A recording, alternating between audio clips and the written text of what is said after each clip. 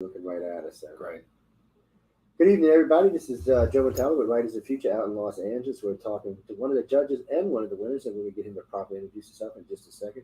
Remember, guys and girls, this is a yearly thing, and if you think you're a decent writer or a decent illustrator, you should submit, and you can't win if you don't submit. Go ahead. I just realized, and I'm really sorry, I go by different names for each of the things. That's fine. So we're Go. doing writers tonight. So Yeah.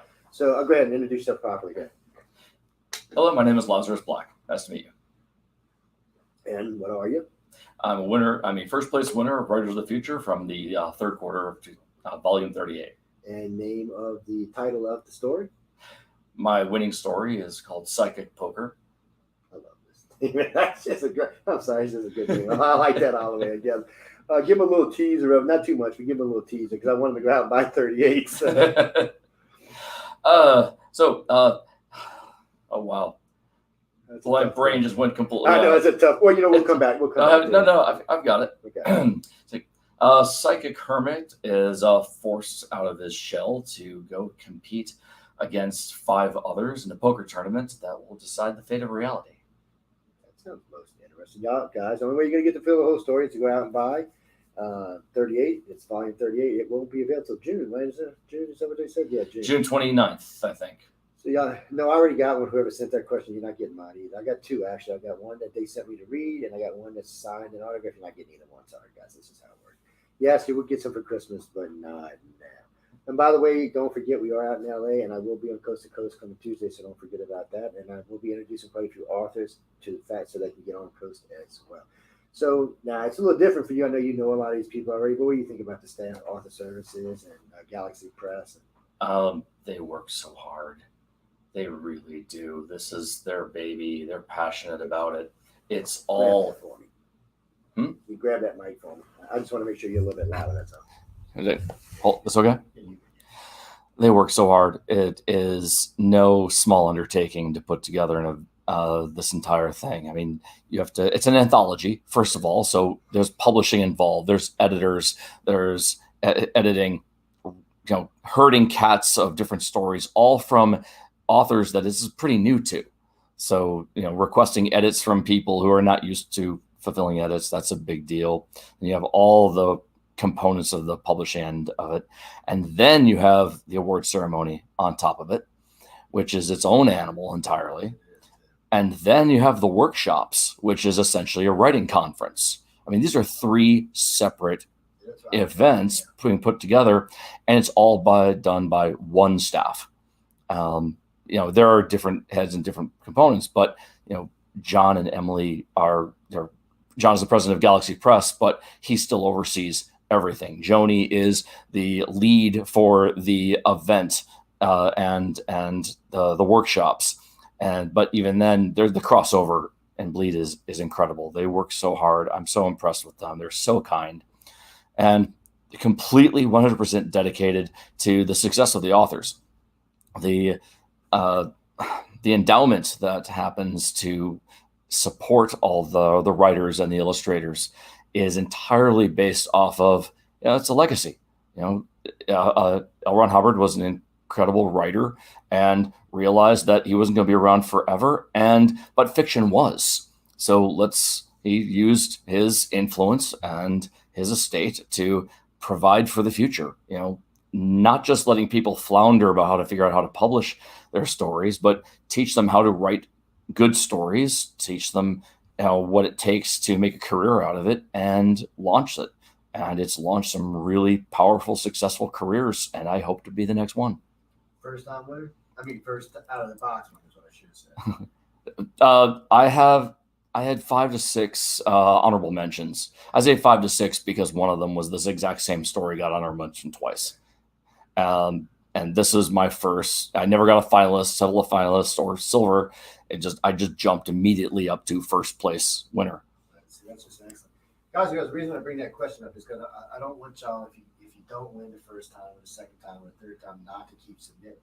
I've interviewed people here that have won 38 times before they won. Actually, the guy who did that is a friend of mine, and I've known people 34. Luke Wildman was 18 last year, so. Don't give up. And when we say this, we're not talking 18 years or 38 years. It's 4 submissions a year. So you can submit up to 4 times a year. And if you happen to miss one, just submit the next one. And a lot of the times that the reason why someone will get an HM is because, and David Farland said this frequently, the rules state that once a story reaches a silver honorable mention or higher, semifinalist, finalist, whatever, then that gets put to bed. He specifically said that part of the contest, if a story was really, really good, but he thinks it could be improved, he would actually just drop it down to an honorable mention, hoping that they would address it, fix it, and resubmit it. And that has effectively won. Yes, and you're not the only person I've heard say that too. It just seems to be the way to go. I gotta say though, them people at the service so nice, they scare me. They're so nice over there. First time I met them, dude, I was like, oh man, I'm like, I'm looking for the guy to, the clown that jumped out the closet with a knife or something. They're just such a bunch of sweethearts. And the only way you're gonna find out people is you submit and win. Somebody asked me this question last night during an interview. The gala is invite only. The hotel is invite only. Sorry. That was weird. And, anyway, guys, you can't get here unless you're invited. So you got to win. You get invited. And so what do you pay for nothing, right? Except for your talks, right? Pretty much. Yeah. All getting here, in the hotels, that's all author services. That's all part of the package. The accessories, the food and the talks. That's different. It's nominal. I mean, it's Hollywood, so it's like, it's like a tourist destination. Yeah. It's nothing, but at the same time, considering how much you get, like attracts like, the judges here are just as absolutely sweet and dedicated to the success of the authors, the writers, and the illustrators. That's what they're here for. All the judges are screened to make sure that they're educators as well, because there are a lot of people who know what to do, but they're not willing or able to communicate and share their knowledge and their information. Everyone here is really, really, really dedicated to, passing it on. That they've had their great careers. They are extremely successful. Now it's, what do? They actually want to be known as the person who finds the next great author. David Farland, rest his soul, specifically said he enjoyed being a kingmaker. And really, that's what this is all about. It is. It's one of the reasons I got involved. It's I want to see next. I'm bored. Sci-fi and fantasy kind of fight right now. Just my own personal opinion for anybody. Don't hang on this gentleman. It's coming from my big mouth. I'm just ready for something new, man. I mean, I've seen some really good stories last year. I've seen some really good stories. I was actually quite taken with most of the stories I read this year. It was kind of nice. It was fresh. It was new. That's why I say, guys, go buy Writers and Illustrators at 38. You're going to love it. There's a lot of good stuff in there. There's a lot of good artwork, a lot of good stories. Just check it out. Read it. It's not even that. For a fast reader, it's probably not even that hard to read. Slow reading might take you a couple of days. But my story is the shortest one in the entire book, and it's the last one. So if they read slow when they want something nice, just flip to the very last story and read mine. Read it. Start backwards and work forward. That works good. So, typical question: what the hell made you think you could write? I've been trying to write since I was a child. I love stories. I love coming up with them. And my mother, who was a librarian, and she said, you know what, you should learn how to write, and then you can share your stories with everyone. And I said, great. So I started to, but no one would read them. But if I picked up a pencil and I started drawing pictures, no one had a chance to say no. It took a split second. So I showed them that, and they reacted. That led me to a career in art. But at the same time, I didn't just create art. I went into advertising and creating stories to communicate, to tell things. And over my life, I developed an opinion and a point of view and things I wanted to say. I always loved sci-fi, fantasy, and I loved all the messages that you can convey through it. And then about several years ago, I learned about Writers of the Future. I'm at a point in my life in which I had a little extra time, and I read the book and I went, I might be able to do this. I'm not quite there yet. What do I need? I went online. I found some online workshops. I learned how to put 2 words next to each other without them grossing anybody out, and just applied my stories and my message behind them. And after a couple years, turns out I did okay. Yeah, I know it's not the easiest thing to do. Everybody thinks they can write, and I'm always like, really? Well, let's see what you can write. It's not as easy as I think it is, people. But again, I know I say this a lot, but you have to submit. That's the only way you even know if you're any good. Submit. Now, I'm going to say this right quick before I give them back to the floor. Don't give it to your mom. Don't give it to your dad. Don't give it to your sister. Get somebody who's going to give you genuine criticism, okay? Because mom's going to, oh my God, it's the greatest thing I've ever said. Then you're going to give it to a real writer. They're going to be, who told you it was good again? No, you need to start over. Well, the exact opposite too, because you might have family that isn't into sci-fi and fantasy, and they might criticize it. Why would you write something like that? My father was that type of person.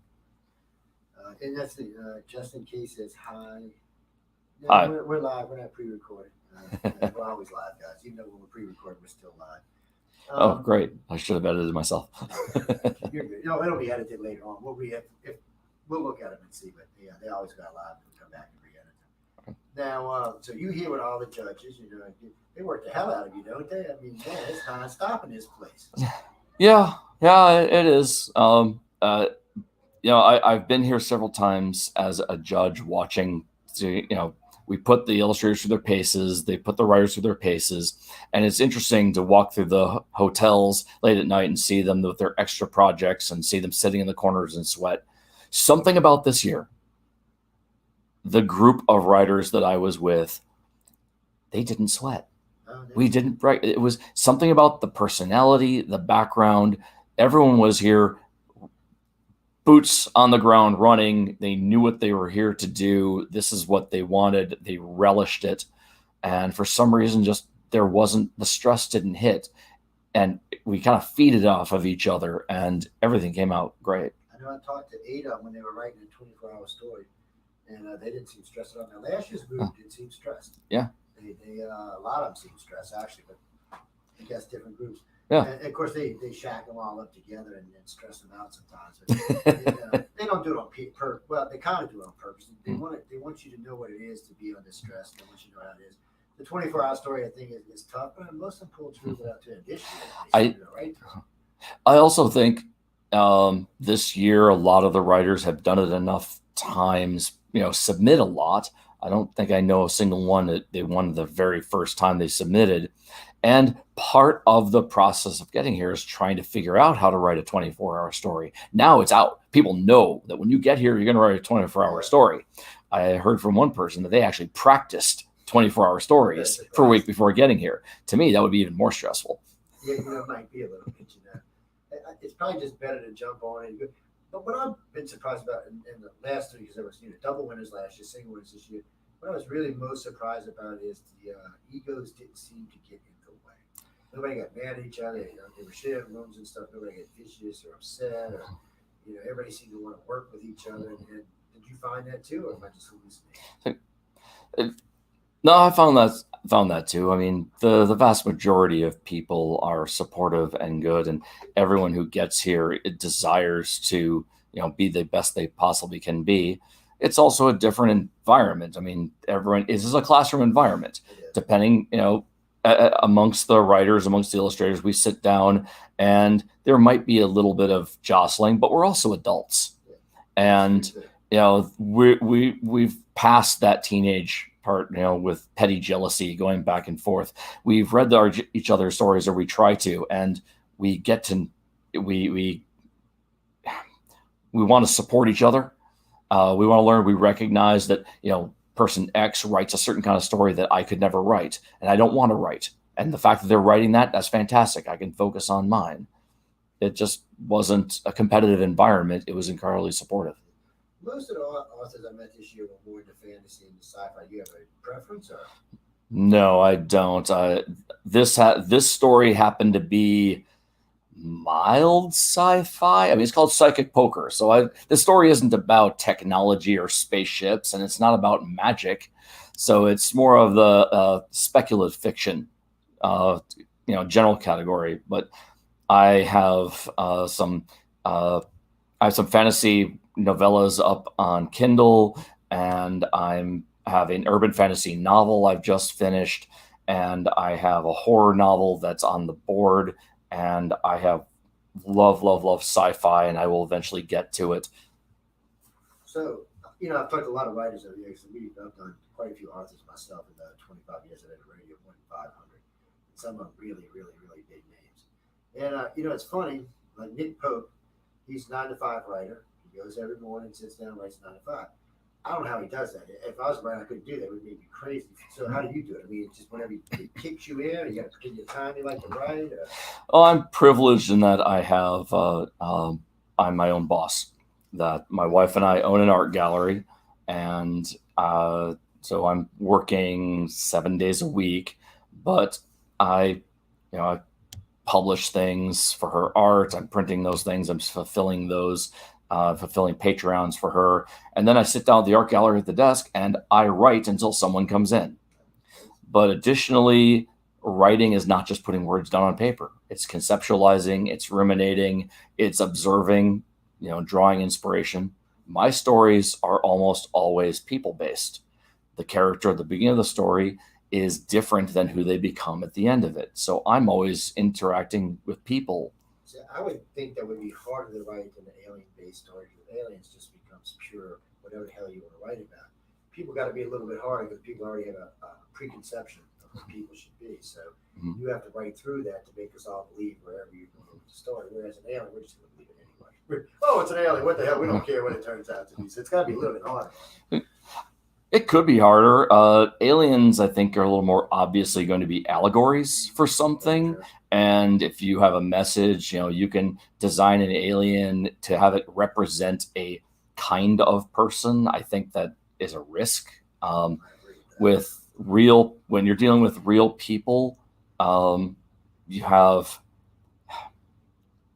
deal with real people, then you're dealing with real events, and whatever fantastic elements you throw at them, they have to respond realistically, or it's trite. And it's not. I don't want to say it's not a good story. I'm just going to say that the story isn't about the person. The story is about the events. And it's nice to know you can just when you're relaxed a little bit, you can sit and write when nobody's bothering you. Because when I talk to writers, they all have different ways they want. Like someone want to write late at night, someone want to write early in the morning, someone write whenever they feel like it. I got a friend of mine who likes to write. He likes to get his car out the lakefront, just lay down on the grass and write, bang away a story. I like writing around people. I love being at Starbucks. I love having the door open. I love hearing the voices of people for whatever reason. I'm not even going to speculate. Even when I was in college, I would always leave my dorm room open, and I just enjoyed the noise of people around me. It's funny. I've been talking a lot with the illustrators, and Tom and Larry and I might have a couple drinks talking.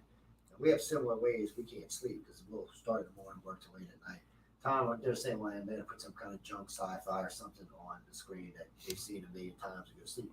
Do you have that problem? Yeah, there's a bit of a white noise factor that happens. But again, I'm incorporating everything into what I'm doing creatively. So if it's something that I've seen a million times before, I don't enjoy it. I'd like to have something different, something new, because I don't want to rehash the same thing, and I certainly don't want to copy what I'm listening to. I usually set something up so that it's don't necessarily be new, but it can be something I've seen 100 times. It's got to be just boring enough that I'll go to sleep, not quite entertaining enough to catch me. If it catches my attention a lot, it's over the way. I'm gonna watch it through to the end, no matter what, even if it is something I've seen before. So I strike a happy medium. That's why I ask, because I find about half the people here are like that, and the other half are. I'm more like Kevin J. Anderson's process, and that is really exciting creative music. Prog rock, prog metal. That I may have heard before, but it's engaging and entertaining, and I do find myself pacing my stories around those things. But music's a little different. Yeah, music's a little different. No, Brenda. Actually, Dave Farmer is gone. Sorry, baby. He passed a couple weeks ago. It's been a big thing here. He's going to be missed by everybody here. Absolutely. He was he wasn't the story. What was his position again? He was the coordinating judge of the Writers of the Future. So yeah, he's going to be sorely missed. But they brought in some good people to take his place, and we won't get into that tonight. We'll save that for another show. But they did bring in some good people to take his place. Oh yeah. I like all the judges I've met here. I'm not going to lie. And I know your other half. She's a great judge as well. And everybody I've met here has been really good. The only one last year, Larry Niven, I think I scared. It was a weird thing. I'd walk up to, and he was like walking away. He walked up this year, wrapped his arm on me. Went, "How you doing?" Walked me around. I'm like, okay, I don't know what the difference was. It was weird. he's an older generation. He's he's a little shyer. He's that he's it's sad that people nowadays he doesn't publish as often now as he used to, and that that the greats, we're standing on the shoulders of giants, and we have to read the giants in order to get further. And Larry's novels, Hammer of the Gods, just amazing work. We could not have some of the big blockbuster movies and even recent extremely powerful Netflix show if it weren't for the work that Larry did with his Meteor and Comet stories back in the 70s and 80s. Christopher, all the judges here are famous pretty much. Oh yeah, big authors here. I'm not going to get into all of them, but Austin Scott Card's here, Tim Power here, the guy from Doom was here last year. Sanderson. there's some serious authors here, and I've been amazed. Frankly, they even talk to me because I'm not a writer. They look at me like, what do you want? What do you want? No, they all been great. Everybody that asked for me has been fantastic. They're a great group of people, and they're great teachers. Before I let you go, and you can go and iterate this, but I've learned more about writing, and I'm not a writer, mind you. In the 2 years I've been here, to me, it would make it easier for me to write. I mean, I've learned stuff that I didn't even think about. Mm-hmm. When I listen to them talk, I'm like, really? I didn't know you even did that to write a book. It's a great place, people. So if you get out of here, you need to get out of here to get it. You have to win to get here. You really, really have to win to get here. How you thought the courses went this year? I know they ran a little late this year. What day? No, I think the illustrators ran to 9 and y'all ran to 8. Possibly several years ago, I designed the illustration course and I buried them. Keeping people up to 9 o'clock. Oh, I was merciless. They hated me and they loved me at the same time. There's a lot of stuff to crash in, but they're different tracks. Yeah. With the writers, being on the writer's side and learning that you're absolutely right that there's so much you can learn in such a short period of time, but you still have to put it into practice. Yeah. And no matter what creatively you're doing, to really infuse it, you have to practice and do it. That's what takes the time. I mean, someone can just say, do X, Y, and Z. There are web pages that literally list bullet points. Do it this, do this, do this, do this, do this. But, it might take 200, 300,000 words for it to actually take. Yeah. No, guys, all you can do is submit. You can submit as many times as you want, as long as you're not a professional writer. Once per quarter, and then you can do, and you can keep going over and over and over and over again. It's 17,000 words, right? Last I saw, it was 17,000 is the maximum. This is the very first time anyone's gotten close to it, though. Yeah, you don't have to write 17,000. No, that's just a max. I'm 2,400, and again, if you've been professionally published, you cannot submit. Sorry, guys. The limit is with writers. The limit is, I think it's two professionally paid publications. It's on writersofthefuture.com if you want to go find out. It's over there along with the writers course. It's over there too, so you can check them all out. Wolf cracked me up last year. Wolf's awesome. Wolf was just, he had me laughing so much. Hi, Wolf. Hey, Wolf, you've listened. Actually, I had re-interviewed him because his interview got cut off, but he had me rolling. I'm like, stop it, dude. I'm trying to do it. He stopped it. But he's great. And he hosts a blog on Writers of the Future, guys, so you got to go ahead and check him out. Now, I can't tell you he's just going to let you into the course. You're probably going to have some skills, but you can try. Well, the Writers of the Future forum is amazing. That anyone can join that, and when you join that, you learn and you can talk to people, build a community, and then there are subgroups from there. The Wolf Pack is one of them. I don't know anything other than I know that some of the winners here were specifically mentored by Wolf to do it. And I know there's videos from Austin Scott Card. I know Tim Powers. I can't remember the other, but I know there's 3 of them now. And I know they're planning on bringing on 4 more pretty soon. And David Farland, a few years ago, formed his own writing group called Apex, which is an amazing. I'm a member of that, and that's where I learned all of David Farland's courses are free through there to learn too. Guys, I mean, you can't ask for a better way to learn if you're up and coming writer. And even if you're a writer who hasn't, you've been published but you haven't really made any money, it's a good place to go, guys. You can learn all kinds of stuff. And speculative fiction is the category for science fiction, fantasy, mild horror, things like that. Those are different animals than literary degrees will give you because they teach things like plot and tropes and things. And those, go ahead. Well, you can't write serious horror, people. No sexual stuff. Right. It's I would think PG-13, maybe PG-17. PG, the idea. So the books are used to promote sci-fi fantasy writing skills among students. So the books go into schools across the country, and and every author provides not just with their story, entire page of writing prompts to be used in a classroom, so that a teacher could have everyone read a story and then talk about it in class. So it has to be PG. It's one of my favorite things. RG. I guess after a while I get tired of F this. I just get tired of all the cursing and all the clowns that want to kill me and all those zombies. I'm about to tell you now, people, I'm tired of zombies. Yeah, just warning y'all, people. I'm going to zombie out on somebody. It's sometimes they just do too much, man. It comes to a point where we got to move on to something else. So the concept of speculative fiction primarily is the what if. What if is the entire point of that story. It is sci-fi, fantasy, horror. What if? What was that, Gene? We'll come back to that later. Let's go. We got a bunch of weirdos coming into the chat now. Oh yes, his name is Lewis. Yeah, that's his name. Yeah, call him. Y'all are insane here tonight. Let me see before I let you out of it. Oh, also before we get into them, I know we were talking about Arthur Services and everybody over there, and a whole bunch of them that are fantastic. I mean, the whole group is. And when you come over here, they put you up at the hotel. They take really, really, really, really, really good care of you.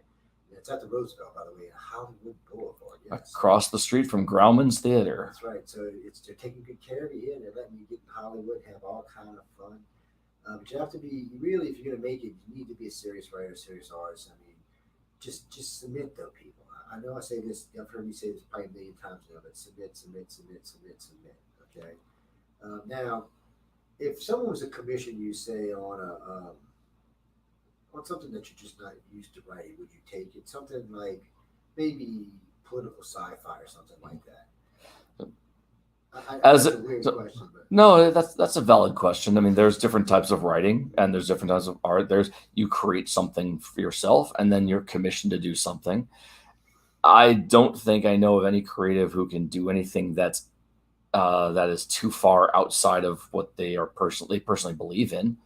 But it's devil's in the details. Specifically, what is it? I'm not going to take on certain projects for various reasons, and then there's others I'm like, oh, I wouldn't wait. Oh, you've got there's a twist to that I didn't think about. Who knows? Denise wants to know if you do any non-fiction work. Yes.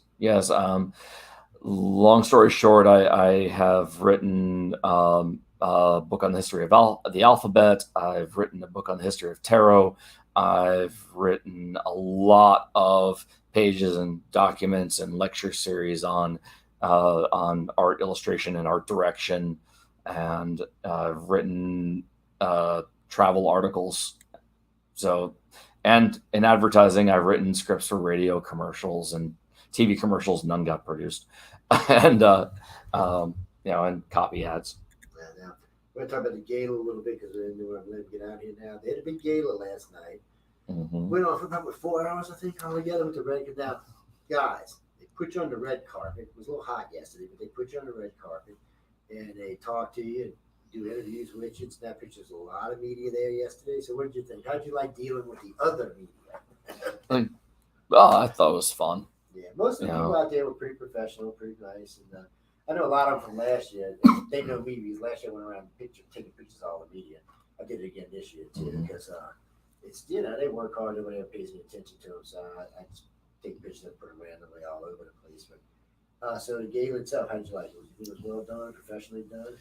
I thought it was wonderful. I've seen them a couple times. They're trying to streamline them each time. I think they did some really, really great edits to make this very powerful. The singer at the beginning was Oh, fantastic. was he? I know. I You was know, surprised how powerful a singer he was. and the video of Frank Frazetta. I'm sorry that I love Frank, and to see him in that format talking like this about his own art, it was just amazing. You know, when I was listening to Frank, I got to thinking he contradicts a lot of what I've heard from some of the other artists, and I was just, I don't know anything about art. I mean, other than what I've learned here, I don't know anything about art. When he was talking, because I'm used to talking to illustrators here, and it seemed like he was kind of like an opposite almost. Well, he's the master. First of all, once you reach a level where you are an expert, you have a different opinion of things. Well, I Yeah. like what he said about color because I know there's a lot of people who use heavy color, there's people who don't, and I never really thought about what he was saying before until he said it last night. So I found that interesting. The entire point of a work of art in illustration is to tell a story. You tell a story by directing people's eyes on. You have to look at some. We have to look at things in a particular order. You look at the hero before the villain, and that tells you one story. But if you look at the villain before you tell the hero, before you see the hero, that tells a different story. How do you do that? Color is one way, shapes, positions, and a lot of these illustrators are still learning that. That's why they're the Yeah, future he was illustrators. kicking on some of the other illustrators about the color thing. I kind of got a kick and giggle. I'm sorry, I got a little giggle out of that. No, it's valid. From the little bit of work they showed on the thing, it really he looked like he's very talented, very gifted. Oh, Well, we he's know he is he's because he's the man. I mean, one of the things that I lecture on is I show like 10 different illustrations of 10 different styles, and I ask people, I ask the students, what are the names of each of the illustrators? Every single one of them is Frank. It's because he had so many different styles that he did for so many different ways, and that's one of the ways that you succeed. It's your expertise is not necessarily is not really define your style. yeah, a lot of artists have more than one style. At Exactly. least what I've seen so far. Yeah. I've seen some go painting, and I've seen later on them use a shade entirely different, Mhm. which I didn't know anything. Santa's talking about shade, by the way. I had no idea what he was talking. I sat through two of his courses, like, wow, I never even thought about that. And then Oh. Tom showed me some stuff, because Echo showed me some stuff. And No, she's got like 25 styles, I know. consistent styles. yeah, they are consistent, because when I was looking at her work yesterday, first off, I didn't realize the vivid color she uses in some of her styles. It's really beautiful work. But then I've seen other stuff that seemed to have less color but more definition. And she's got great work. And that's Echo, guys. She did an interview. Her and Tom and Larry were here just yesterday doing an interview. You have to pull it up and listen to the three of them torturing each other. It was a good interview, though. Mhm. But, I was just surprised. But every time I see Frank, I kept thinking about Dean Martin for some reason. Yes, he just screams Dean I Martin, know, doesn't something he? about him. It's the hair. Yeah. It's the hand gestures of where you think a cigarette is supposed to be. Yeah, I don't know, I kept feeling bad saying he's younger, way younger than Dean was. And I'm like, this is something about it. But he seems like a character too, which I always like characters. I've never been really good with mild-mannered people. They don't do well around me because I'm a character myself. So I prefer Really? characters. No. It's more fun to me. And, We had a lot of characters on stage this year. oh, yeah. That was wonderful. I was actually I was tempted to try an accent on stage just to compete, right? Well, we had some nice tuxes that Jesse. Todd had his blue one on. Mhm. And then Mike had his gold one on. And somebody else I'm missing something. Oh, that's right. So all three of y'all were standing out. And y'all have to go see what I'm talking about, guys. There's no way I can explain it. You're going to have to watch the game and see what I'm talking about. But it was interesting. But what got me the most, just like last year, everybody was very professional. I know these guys are going to be nervous to stand on stage in front of cameras all over the place. There's a whole live audience out there staring at you. And it's got to be a rough thing to be standing, especially for newbies, man. They did. Author Services does an incredible job of preparing people without necessarily letting them know that they're being prepared. They go up on stage, they familiarize everyone with it. They have a very simple routine. They're very calm. They let people repeat, and and then of course there's support the entire way. Off the stage and nobody lost their mind. Nope. Nobody got too nervous. Well, one person did, but other than that, it can't be an easy thing, guys. I've been on stages many, many times. but in very early days, I got a little nervous. Now I'm like, whatever. It's a stage. Who cares? So, Mm-hmm. I like to sit on the edge of the stage a lot of times. When I'm doing Q&A, I'll do a lecture standing up, which is supposed to. But when I do Q&A, I can sit on the stage. I like to get myself closer to the audience. They like it better, and I like it better. But this wasn't what this was. This wasn't conference people. This was a gala, and everybody was there. It was very, very professional. And everybody who spoke was good. Now, Joni is infamous. So what I mean by that is she's the one that calls everybody. Oh yes. So what did you think when you got? You're like, what I wanted to. Because I had several writers tell me, "What do you mean I won? What the hell did I win?" I was like, "What do you mean when you know what you won?" So for me, it was a little bit different because I talk to Joni all the time. Yeah. I'm a judge of the illustrator, so she's constant. She calls me about 6-7 times a year. Okay, we have new illustrations. Make sure that you get it in. Are you going to get it in tonight? Blah blah blah. Sometimes she calls me trying to reach my wife. So she's a taskmaster. I love her. I do. I love her. You have to be because this is herding cats. Oh, yeah. So I got out of a car at a parking lot. I'm going into a mall. That phone rings. I pick it up. And I see it's Joni, and I pick up and I know that my stories are out, but at the same time, the judging happens about the same time. I'm completely expecting it to be about my judging aspect, or for my wife, and she say, okay, Laz, so we have a situation here. I'm like, okay. Say, well, are you ready for this? I'm like, I stop in the mall in the middle of traffic. My brain ticks over. Like, she doesn't say that. That's not one of the things that she talks to me. Like, this is actually about something. She's like, you're a finalist. And I'm like, oh, okay. She's like, all right, so here's what happens. She explains there are 8 finalists, and then those 8 finalists are then brought up for a next round of judging, and then 3 winners are selected of those 8. She's like, this is going to take a couple days, but so you're not going to be judging this round for a little while. So this is over. We need to get this under control. Make sure people understand that this is anonymous. I'm like, yes, okay. So you're not allowed to tell anybody. Okay, we're going to put your just hold off for a couple days, and we'll let you know on that. So so I stress out for the next couple days. I mean, it's an honor to be a finalist. It really is. But you always want that win. Yeah, you always want that extra win. Right. What is it? Every day is what? 3 picked or 4 picked? There's one a quarter. 3. There's 3 winners every 3 months. So a quarter is 3 months. So there are 3 out of. There's a first place, a second place, a third place each quarter. At the end of the year, each of the 4 first place winners are then eligible for the grand prize, the big one. So a couple days later, I'm at my art gallery, and my wife comes in. She said, she comes in and she's like, I'm going to go into the back of the kitchen and make some dinner. I'm like, okay, I'm waiting for people to come in. And then my phone rings, and it's Joni. And I'm like, hi, Joni. And she's like, are you ready for this? And I'm like, uh-oh. But I can hear a slight smile in it, and I'm like, oh my God. And she's like, first place. She gets really quiet. She's first place. Oh yeah. I mean, I was expecting finalists. I was hoping for second or third. First place is a completely different feeling. And I curse out loud, very loudly. I run through the back of the gallery, get into the kitchen, and in the kitchen, I see my wife holding her cell phone at me. At the cell phone is my writing partner for Australia, smiling at me. There's a cake on the table, my 2 daughters and their best friend, and balloons. And I'm like, I've been had. Well, she knows everybody. So yeah. So by the way, when I said that, people, I'm here. It's blind judge. I should have never said it. I just said it just now. This place is completely blind judge. You don't have to believe me. I've talked to every judge and their mama around here. They had not only did they no idea, they didn't expect anything.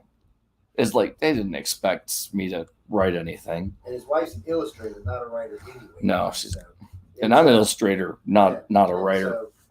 But I've talked to all of them. One of the reasons I came out here last year at the Handsome John is I wanted to know for sure what I was pushing was real. I've heard a lot of things. Oh, we blind judge. We did no. A lot of times they blind judge. Give me $500. No. You get up. Sometimes it'll be, oh, we'll let you in, but if you want to get up to talent pool, give me 500. We'll get you up there fast. Give me 1,000. Get you up there even faster.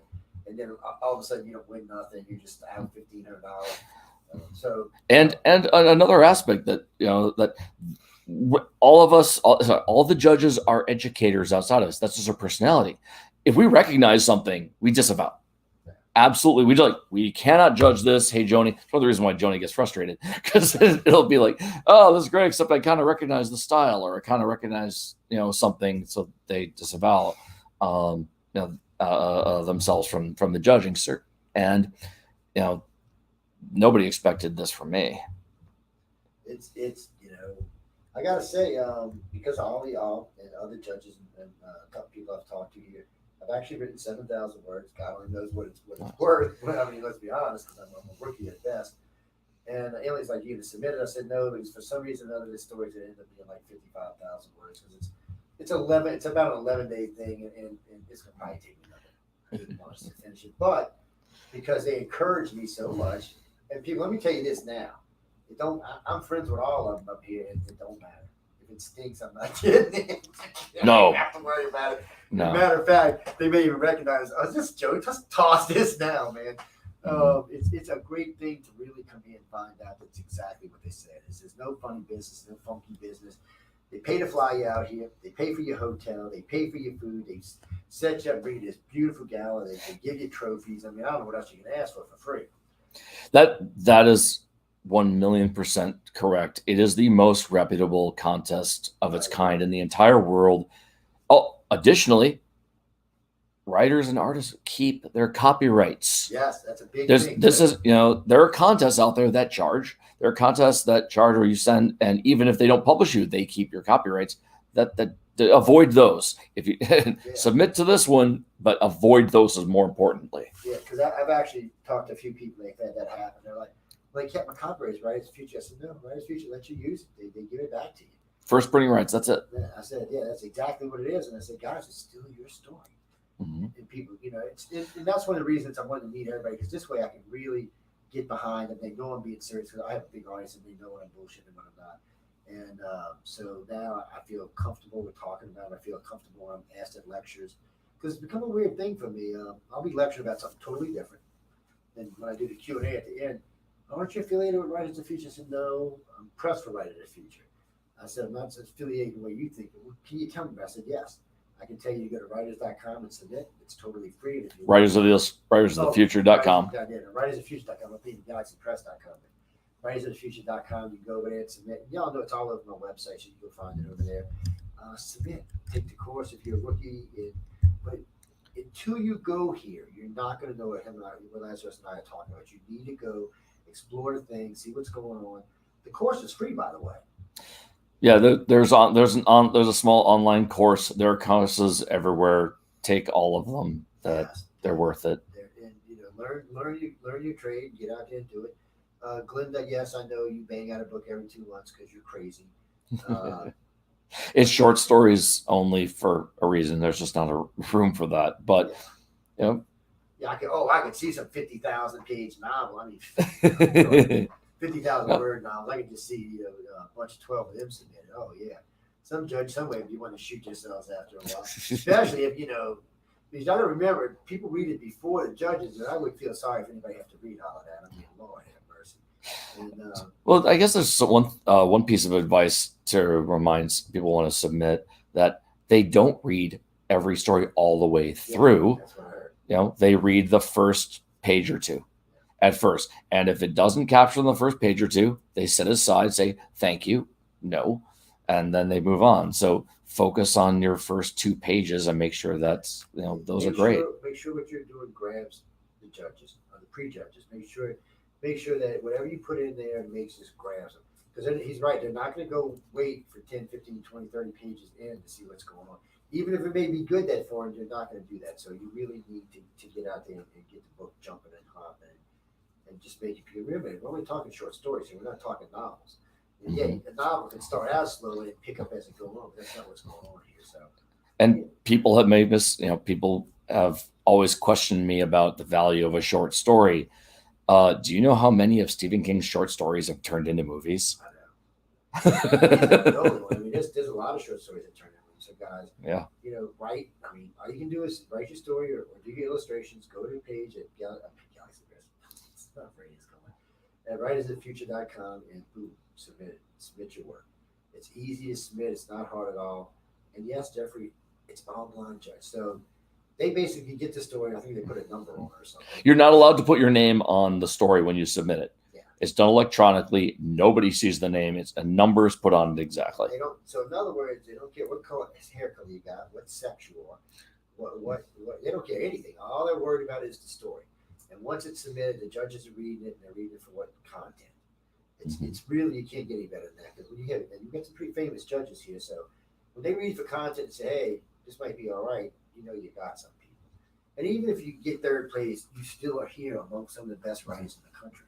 For that matter, these days we seem to be bringing in a lot of international people now. So it's an international competition, and I think that's one reason they brought me on board to help them out with that. It's guys, get involved. I know some of my friends, matter of fact, one of the writers the other day is like, Joe, shut up, you're making competition for us. The more the merrier. I'm looking for some good sci-fi. What part of that y'all don't understand? I'm ready for some really good movies, some good sci-fi, some novelettes or something that really make it into something good, or some good series or something. Well, here's another thing. I think this is incredible. I call this the writer's equivalent of the Heisman Trophy. Because at the end of the year, you'll have a select group of people who are absolutely at the top of their game of the amateur world. And then one of them is selected to get an award, as the grand prize winner. But the reality is all those people are incredible and they all have incredible potential for success. Brandon Sanderson pro'd out. He never won. Pat Rothfuss won second place of his quarter. And look what he's done. Nydia Okorafor, she was just a published finalist. So she didn't actually win an official award for second or third place. And yet she then went on to pro out and have an incredible career that is she's having an incredible career, exploding, taking over the world. And she's a judge now. And guys, this is a great thing to put on your resume, a win with Writers in the Future. It's just a great thing to have on your resume. It'll help you out. It'll help you get ahead in your career. It'll make a difference. More people will pay attention to what you're talking about, because you go submit something to a company, or you're trying to go to one of the big publishing houses and you've never been heard of, and you send them a book and they're like, yeah, okay, it gets into a big stack like everybody else's does. The guy knows if it'll ever even get read. Now it's got to win a writer in the future. They're probably going to read the book ahead of time. They're going to go to it and say, hey, well, that might be a decent book, because they know they don't just take any chicken shit winners here. So it's just one of the things to do. So submit your book, submit your artwork. That's all I can tell you. And if you do win, there is a cash, several cash. So there's, I think, $1,000 for the runners-up, right? And $5 for the. No, it's $1,000 for first place. Okay. I don't know exactly if it changes each year. And it's $5,000 for the grand prize winner. Second and third is less, but that's just prize money. They also pay for the publishing rights to the story. So if someone can get a finalist, I said there are 8 finalists, and if there's room, they might decide to take one of their favorite stories of the finalists, publish that, and they'll pay for it. No prize money, but they pay for it. It's publication in the book. And, that's... Now you're a published author with Writers of the Future, people. I mean, it's just a good deal all the way around. I would tell y'all know how I am. If I thought there was a scam or I didn't think this was good for y'all, I would have already disconnected with John and been all unmarried. I've been working with him for 4 years. It took him 18 months just to convince me that it wasn't a scam. And then he still had to bring me out on top of it. But it's exactly what they say they are. There's a lot of good stuff going on. I know I get a lot of BS letters about a lot of different things. All of that's been debunked, so don't worry about it. All I can say is they're exactly what they are. Everybody here will treat you kindly. They go out of the way to make you feel like you belong here. They really make you feel special, like you are that established writer. That's like they treat it. It's funny. They treat you just like they treat the big judges. I find that very interesting. The judges treat you like peers. Yeah, they do. And the judges are very approachable. You can walk right up to them. Now, if they're busy, they'll tell you busy, come back and see me later. But for the most part, a lot of times what you'll see is one judge with like a herd of people around. It's a great thing, people. You're just not going to get this anywhere else. You're just not going to get this kind of education. In order to get an education like this, you probably have to go to college for 2 years and spend big money. And there end up going to be many of the same people. So get out there. Yeah, that's the thing. Yeah, you know what? That's what's funny because something I asked the illustrators a lot was, do you have to go to school to be a good illustrator? Now that most of them here had school, but they all said the same thing. No, you don't have to be in school. I noticed that with the writers too. I said, do you need to take like a special course and this, that? And most of them said no. It might help you in some ways, but if it's in you, it's in you. You can write it out. It's a Take different some grammar and English. I'm sorry. They're very different. I can speak from both sides that as a writer, you are creating stories. Those stories take life experience to understand, to develop. You can be young and have it, crafting the story itself is something that, crafting the words is something you can teach yourself, but developing the stories will take time. Art, that it's a lot harder to just learn from web pages and from things. You really need someone to tell you exactly what's there, unless you're privileged enough to grow up in an environment where you see that all the time. But that's, arts education is not, great most places. However, but as I said, with words, people can tell you they can tell you what to do, but you need to put in the work to internalize it. Yeah, you do. Well, practice through doing. Exactly. That's the way you do it, guys. Mm-hmm. Well, anybody can write a book and anybody can draw a cartoon. Don't mean it's any good now. Nope. But then the first book and the first cartoon may not be great, but your 1,000th or whatever is going to be much better. Actually, Renan, yes, I did write 7. No, it's nowhere near complete. And I shouldn't say this, but for me, I can cheat a little bit. Not that I'm going to submit or anything, but I can cheat. I know everybody here, so if I get in a bind, I can get somebody a call and say, hey, I'm stuck on this, I'm stuck on that. But that's only because I'm not submitting. If I was submitting, that would be different. Maybe no submit. We'll talk to you later. I'm not planning on submitting because even if I thought I could win, I'm not going to submit because I don't want to take away from legitimate writers. I can bring a novel with me or a book with me next time I come. I can have one and read it here. I send it, believe it, have it edited. But I don't want to take away from somebody who's going to really write for a living. I might bang out 1 or 2 books for my organization, but I'm not going to be a writer. It's just what it is. It's not going to happen with me. My life is too complicated and too busy. And frankly, I think I got to 8,000 words because I was here, to be honest with you. I'm not dealing with either one of my companies. I don't have to have a radio station or my construction company out my ass all day long. So, and y'all are kind of inspiring. And I think that's what's going to help all these other ones. I think y'all really are inspiring to help them out. By the way, you're never too old. Oh, no. So, or too young, yeah. Our last year was 17 and 68. I think this year was 17 and 72. I think. Don't quote me because I'm not sure, but come on. And I've talked to a couple one of the winners last year. Him and I had a long talk, and he's going to be on with us later on. He was 68 years old. He just wrote his first novel, and he won. And he was happy as could be. And he's planning on writing some more books, so hopefully we'll get something good out of it and move on. So it doesn't matter what age you are, just submit. Really, just submit. Yeah, we had people at the gala at the book signing come in and say how inspired they were. They're older and they thought their time has passed. I was like, no, and they're going to start submitting. Yeah, Raymond. No, how old are you? 55? You're a little bit. I'm 50. See, there you go. And so submit. If you think you can submit. Yeah, go ahead. No, Nick Redfern can't submit. He's a big time publisher. He's got like 140 books to his name. How he does? Don't even ask. I don't know how he does that. 9 to 5 writers. Yeah, he writes like paranormal stuff, ghosties, cryptozoology, stuff like that. And it's kind of like it's a novel, but kind of like a documentary all rolled into one. Mm-hmm. I don't know how he does that.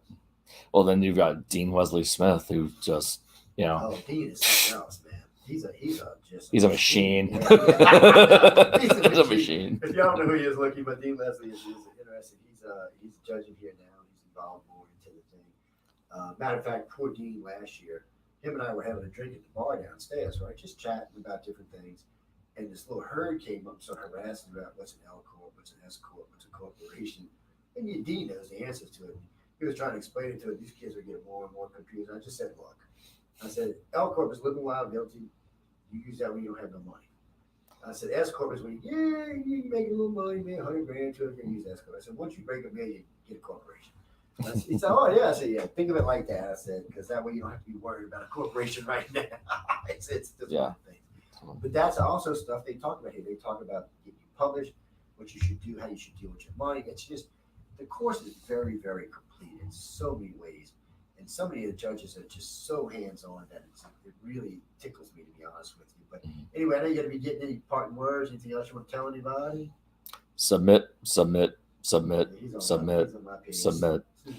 Because you know what, I think the this phrase I've heard a couple times over the years associated with this content is that all creatives rise together. There is room for all of us. The world is devouring content. They will never stop. And, there's no reason for rivalry. I'm not sitting here going, I'm not afraid of anyone submitting just because, and just like the judges here are not afraid of me. Like we're all here together because, when I succeed, not if, when I start publishing well, it's going to reflect good on them and I'm going to pass it on to people below me. So again, submit people because you can't win without submitting. You can't come out here submitting. You can't even go to Gable without submitting. Well, unless you're a famous movie star, then you might get invited. But other than that, no, I had two people yesterday went gate crash while we were there. Yep, that happens every year. And I looked at him and I said, and I didn't want to say anything. It might have been somebody I didn't know. So I asked the guy, I said, no, they're going away. They don't belong. And that was somewhere else. We were doing something downstairs. The little old time radio show they did. Yeah. Somebody tried to crash it too. And I said, oh, that's another thing they did with the old time radio show. I love that, by the way. I don't know why I loved it so much, but it was funny. It was a lot of fun to listen to. It was fun. About 45 minutes or so. Something like that. It was really fun. It was a lot of fun. There was 4 guys on stage. No, they didn't record any of that stuff. They didn't record any of the classes either. So the presentations, there are YouTube channels where you can find the L. Ron Hubbard Theater, and they do a bunch of those radio programs and stuff on there. And as far as L. Ron Hubbard goes, you don't pay attention to the media. That's all I can tell you. I had the same opinion that a lot of people write to me about. I spent a lot of time reading his books and a lot of time going back and listening to some of his old audio clips in his own voice. He reminds me a lot of myself. He's ambitious. He liked to talk about things that he knew about. He was always trying to get into some kind of trouble. He just, the man was a captain. He captained 2 ships while he was in the Navy, 2 corvettes. He learned how to fly. He was one of 365 of the first people to get his hand glider's license. He was also a pilot. He went to Taipei. He went all over the world, and he developed a lot of things. And then he actually developed a way to help the soldiers in the Navy to heal faster.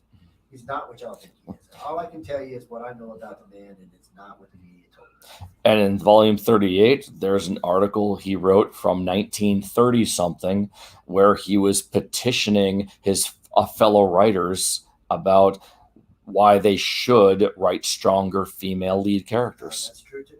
Well, there's several things I noticed that he wrote that he was ahead of, like when he wanted to form the official Air Force, or for the Navy, he wanted to do it for the Navy. I still remember the general talking about that last night, saying I'm in the Air Force. I thought that was laughing. That was the first I'd heard any of that. Yeah, but there's a lot of stuff. But John's been real good, because I didn't know who he was. And all I could go by is NBC, ABC, CBS, and the media. What's been said about it for the last 2 decades. And I found out that somebody been lying, people. That's all I can tell you. I will do, after I talk with John and Author Services, I will do a featured article on him in my own words, so y'all can get a better understanding of what I know about the man, just to dispel some of the rumors and stuff that went on. Every human being is complicated. Yes. I've read a lot of his material, and I'll tell you this: I love some of his artwork from back in the day. It's so Steve kind of artwork. But anyway, but a lot of him is in his stories. Mm-hmm. He was very funny about going places and learning things, so he could write about things. So he was a very interesting. Of course, I did like the idea he liked to run around his corduroys all the time, and his flannel shoes and stuff. But I tell you what, there was a couple of articles I seen him in a couple of old TV vids, or I should say real vids. Man, you wouldn't know the man was a millionaire when you see him play when he was dressed. You'd be like, what the hell? It was hilarious. But learn about him before you criticize. And you know I say this all the time, not just about L1, for a lot of different people. Before you criticize, educate yourself on the subject matter. That's all I can tell you. But I know we got to go. I got matters to get out here. I got to go get me some dinner. Until next week, have some fun. We'll be back on regular broadcast schedule starting Tuesday. I won't be back Monday, but Michelle will be taking care of that. Until then, have some fun, enjoy your life, and submit. Whether it's art, writing, just submit. What's the worst thing they can? Well, before we go, what's the worst thing that are they going to be mean to? Oh, please don't submit again. Oh, that was the worst thing I ever read. Have you ever heard them do anything like that? Nope. Just They're just not the kind of people here. I'm telling you. If you win, you come here. They're so nice. You're going to be like, whoa! It's like the Twilight Zone. They're kind of nice, kind of thing. They're just great people. Well, no, good night. Stay tuned for whatever's coming up next. Michelle's got the reins tonight, so I will see y'all all Tuesday and have some fun. good night.